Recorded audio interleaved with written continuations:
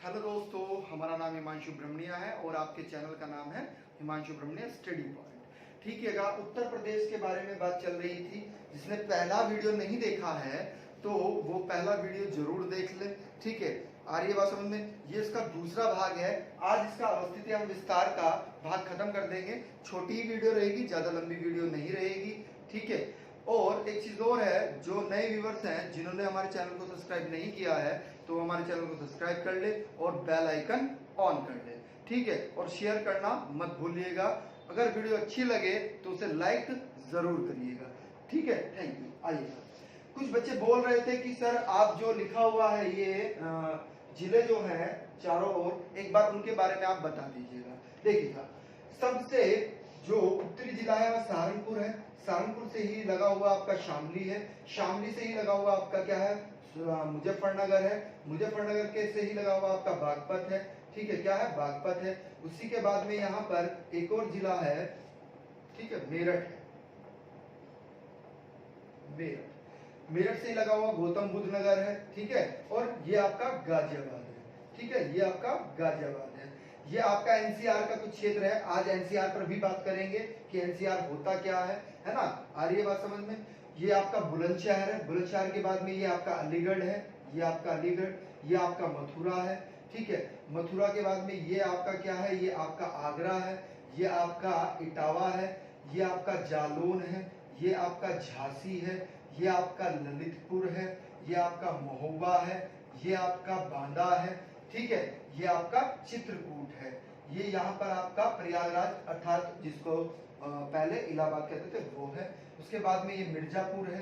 मिर्जापुर के बाद में ये नीचे लटका हुआ उंगली की तरह, दो उंगली की तरह लटके हुए हैं, एक तो ललितपुर और एक सोनभद्र है ना। एक ललितपुर है जो उंगली की तरह नीचे लटके हुए हैं और एक सोनभद्र है। क्लियर है पॉइंट। सोनभद्र ज्यादा नीचे तक चले गया है, आप एटलस में देखिएगा। ठीक है, इसके बाद में चंदौली है। यहाँ पर गाजीपुर है। ये बलिया है, सबसे पूर्वी जिला आपको बताया था बलिया। सबसे दक्षिणी जिला आपको बताया था हमने पिछली वीडियो में सोनभद्र है। उसके बाद में ये आपका देवरिया है। ये आपका कुशीनगर है। उसके बाद में महराजगंज, सिद्धार्थनगर, बलरामपुर, श्रीवस्ती, बहराइच, लखीमपुर खीरी और आपका पीलीभीत और बरेली।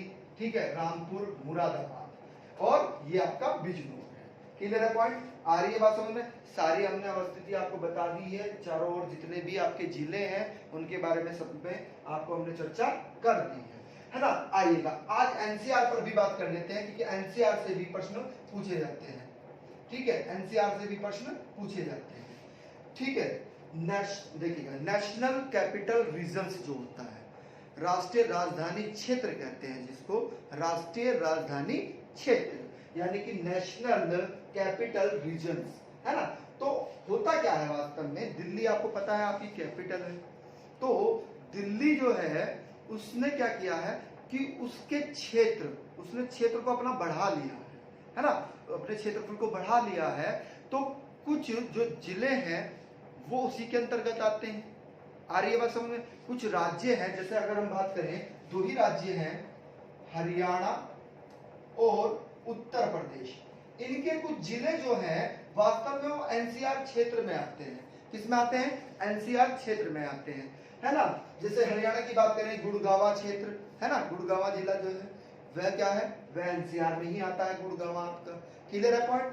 अब है हम क्या पढ़ रहे हैं, यूपी स्पेशल पढ़ रहे हैं, उत्तर प्रदेश पढ़ रहे हैं, तो हमें इससे संबंधित प्रश्न मिलना चाहिए, है ना। हम इस पर बात करेंगे उत्तर प्रदेश से, है ना। जब हरियाणा स्पेशल पढ़ाएंगे तब हरियाणा पर बात करेंगे।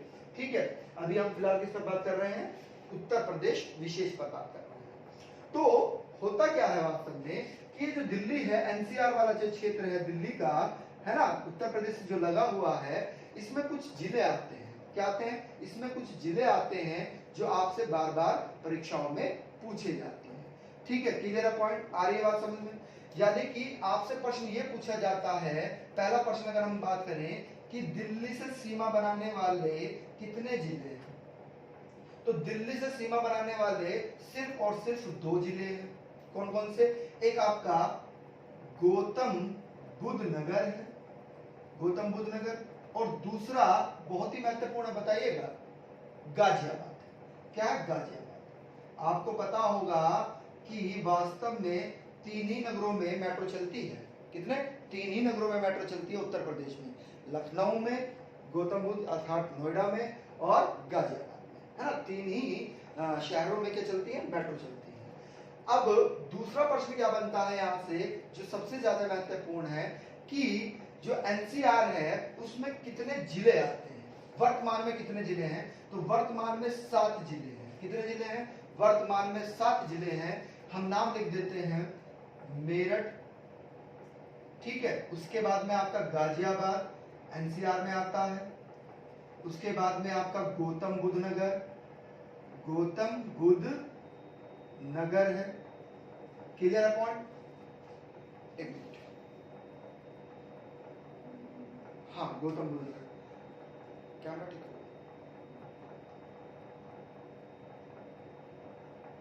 चलिए, गौतम बुद्ध नगर है। उसके बाद में क्या है आपका? बुलंदशहर है, बुलंद शहर। अब बुलंदशहर के बाद में आपका हापुड़ भी आता है। हापुड़ के बाद में आपका बागपत भी आता है, यानी कि बागपत का भी कुछ क्षेत्र आता है, ठीक है। बागपत के बाद में आपका मुजफ्फरनगर अभी वर्तमान में ही आया है। क्या है? मुजफ्फरनगर, मुजफ्फरनगर भी है, मुजफ्फरनगर। शामली भी का भी कुछ क्षेत्र आता है। किसका? शामली का, ठीक है। एक मिनट,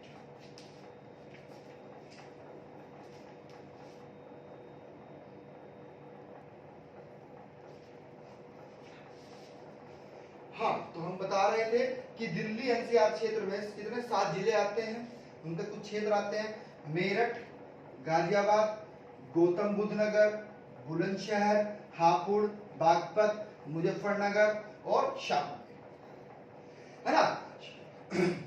मुजफ्फरनगर से ही अलग हुआ है शामली। वास्तव में सहारनपुर का कुछ क्षेत्र और मुजफ्फरनगर का कुछ क्षेत्र, यानी कि मुजफ्फरनगर का ज्यादा क्षेत्र है और जो अलग जिला बन गया है क्या? शामली। क्लियर है पॉइंट? चलिएगा, अब यहां से जो प्रश्न पूछा जाता है, यह भी पूछा जाता है कि एनसीआर क्षेत्र में प्रस्तावित जिले कौन से हैं। तो प्रस्तावित जिले जो है वास्तव में वह है आपके, बहुत ही महत्वपूर्ण प्रश्न है, यह भी पूछा जाता है। मथुरा को भी प्रस्तावित किया गया है एनसीआर क्षेत्र में रखने के लिए। क्लियर है पॉइंट? उसका भी कुछ क्षेत्र।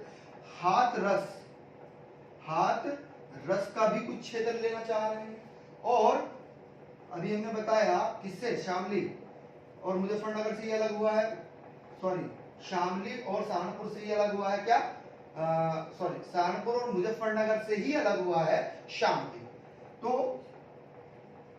सहारनपुर ये प्रस्तावित हैं जो एनसीआर क्षेत्र में आने वाले हैं। क्लियर है पॉइंट? आ रही है बात समझ में?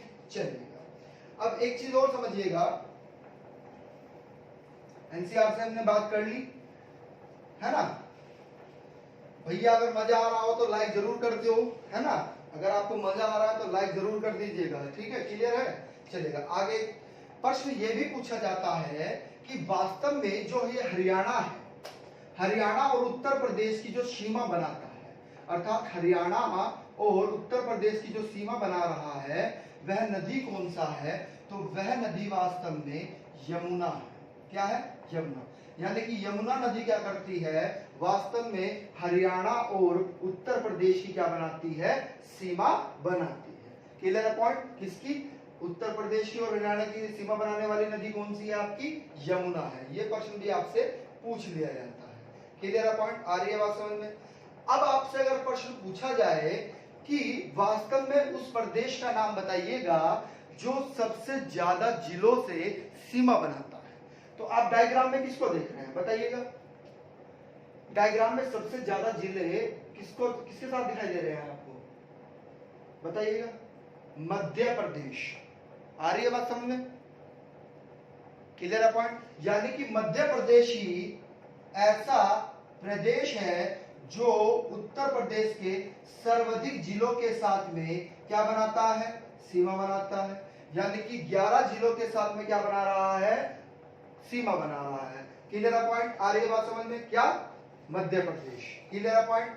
आप देखिएगा, काउंट करिएगा। आगरा, इटावा, जालौन, झांसी, ललितपुर, महुआ, बांदा, चित्रकूट, इलाहाबाद, मिर्जापुर और सोनभद्र। क्लियर है पॉइंट? आ रही है बात समझ में?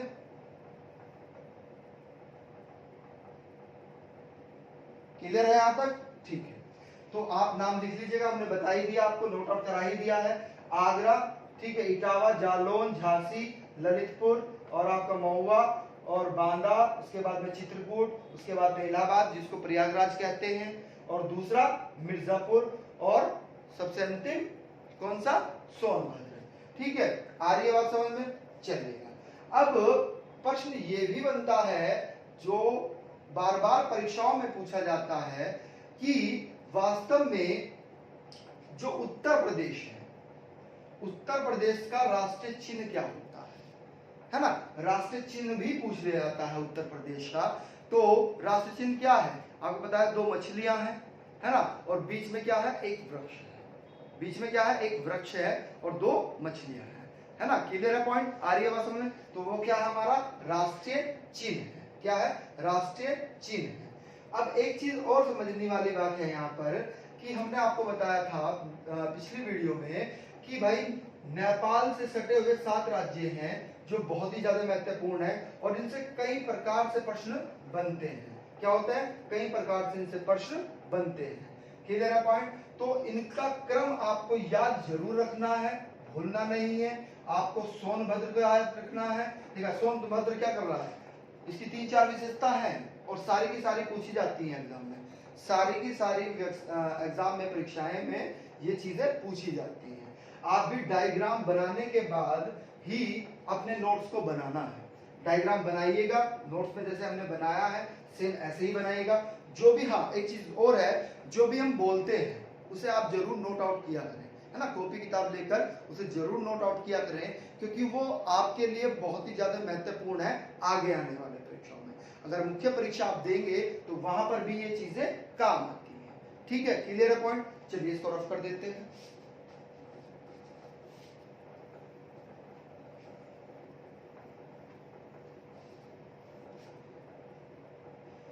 आप एक चीज और नोट करिएगा बिल्कुल ध्यान से। वास्तव में जो अरावली श्रेणी है ना, अरावली श्रेणी, जिन्होंने अरावली श्रेणी नहीं पढ़ी है वो नेक्स्ट वीडियो में जाकर देखते हैं। तो वास्तव में अरावली श्रेणी और विंध्याचल श्रेणी, तो विंध्याचल श्रेणी का कुछ भाग जो है वास्तव में वह कहां तक आ गया है? अर्थात प्रायद्वीपीय पठार का जो भाग आ गया है वह कहां तक आ गया है? ये ललितपुर से होते हुए ये जो जिले आपको दिखाई दे रहे हैं और सोनभद्र तक, है ना? तो ये क्षेत्र आ गया। वास्तव में ये बुंदेलखंड का क्षेत्र है। बुंदेलखंड क्या है? वास्तव में बुंदेलखंड में समझिएगा, बुंदेलखंड की अगर हम बात करें तो बुंदेलखंड में बिल्कुल ध्यान से समझना है, बुंदेलखंड को में एक घास उगती है जिस घास को हम क्या कहते हैं? बहुत ही ज्यादा मात्रा में उगती है, उसका नाम क्या है? चलास है। वास्तव में आधा से आएगा चलास। ये क्या है? एक घास है। तो ये वास्तव में विंध्याचल पर्वत जो क्षेत्र है, प्रायद्वीपीय पठार का वाला क्षेत्र है, यहाँ पर अत्यधिक मात्रा में बुंदेलखंड क्षेत्र में पाई जाती है। बुंदेलखंड वास्तव में 2 राज्यों में विस्तृत है। आपको हम बोल रहे हैं, जिन्होंने भारत भूगोल की वीडियो नहीं देखी है, अरावली श्रेणी वाली और विंध्याचल और सतपुड़ा वाली, तो प्लीज उसको देख लीजिएगा। ठीक है, आइएगा। यहाँ पर है क्या? ये इसका कुछ क्षेत्र मध्य प्रदेश में भी पड़ता है, इसका कुछ क्षेत्र बुंदेलखंड का उत्तर प्रदेश में भी पड़ता है ना? इसीलिए इसको क्या कहा गया है? बुंदेलखंड कहा गया है। वास्तव में इसे भी एक अलग राज्य बनाने का प्रस्ताव चल रहा है। अगर ये राज्य बनता है, हम बोल रहे थे जो चीज हम बोलते हैं वो लिख लिया करो, अगर ये राज्य बनता है अलग से तो आपका ललितपुर, ठीक है, झांसी, है ना, झांसी का कुछ क्षेत्र, महोबे का कुछ क्षेत्र, बांदा का कुछ क्षेत्र, चित्रकूट का कुछ क्षेत्र, इलाहाबाद का कुछ क्षेत्र, मिर्जापुर का कुछ क्षेत्र और सोनभद्र, ये सारे के सारे वास्तव में फिर कहां चले जाएंगे? ये वास्तव में सभी के सब बुंदेलखंड में चले जाएंगे, है ना? तो आने वाली परीक्षाओं के लिए हम आपको बता रहे हैं, इन चीजों को आप नोट आउट कर लिया करें, है ना? ये आपके लिए बहुत ज्यादा इंपॉर्टेंट है, क्योंकि ये जिले आपके पास नहीं रहेंगे फिर, है ना? फिर किस राज्य में चले जाएंगे? ये बुंदेलखंड राज्य में चले जाएंगे। इस पर भी प्रस्तावित चल रहा है कि ये अलग से राज्य बनने वाला है। क्लियर है पॉइंट? आ रही है बात समझ में? ठीक है। अब एक चीज और समझिएगा यहाँ पर आप,